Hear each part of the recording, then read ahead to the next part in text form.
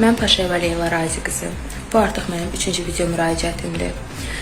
Mən ayın 25-i 5-ci ay 2026-cı il tarixində öz könlümdən, öz istəyimdən heç bir məcburiyyət, təhdid altında qalmadan istədiyim şəxslə qoşulub qaçmışam. Bunun səbəbləri isə mənim ailəmə heç bir şəkildə nə etsək də bizim münasibətə razı olmamaq idi. Mənim 21 yaşım var, qaçdığım şəxsin isə 25 yaşı var. Burada heç bir məcburiyyət yoxdur, nə də heç kimin xəbəri olmadan ikimizin öz bir iradəmizlə, öz razılığımızla qaçmışıq. Amma mənim ailəm, mənim dayım, mənim anam hər bir şəkildə yol ataraq bizi təhdid eləyirlər. Ağcabədi rayon polis şöbəsinə hörmətlər edərək bizi təhdid eləyirlər. Bizim heç bir təhlükəsizliyimiz qorunmur. Mən özüm 3 dəfə 102-yə müraciət etmişəm, buna da baxılmır. Video müraciətlər etmişəm, buna baxılmır. Mən özüm qaçdığıma dair, könüllü olduğuma dair video müraciət etmişəm, ərizə yazmışam imzamla, buna da baxılmır. Bizim heç bir can güvənliyimiz yoxdur. Bizə dayanmadan təhdidlər gəlir. Sizdən çox xahiş edirəm ki, bizim təhlükəsizliyimizi təmin edəsiniz.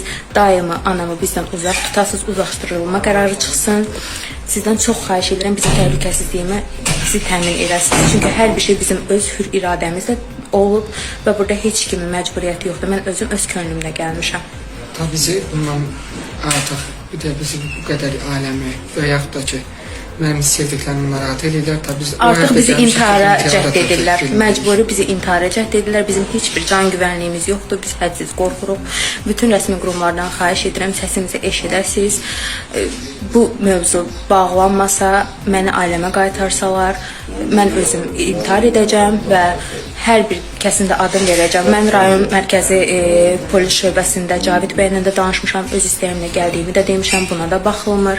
Digər əməkdaşlarla da danışmışam, buna da baxılmır. Çünki onların hər biri mənim valideynlərimin tanışıdır. Hörmət şəklində onlar valideynlərimin dediyini deyir, ancaq mən az yaşlı deyiləm, özüm öz qanunlarımı da bilirəm, hüquqlarımı da bilirəm, ancaq buna heç kəs baxmır.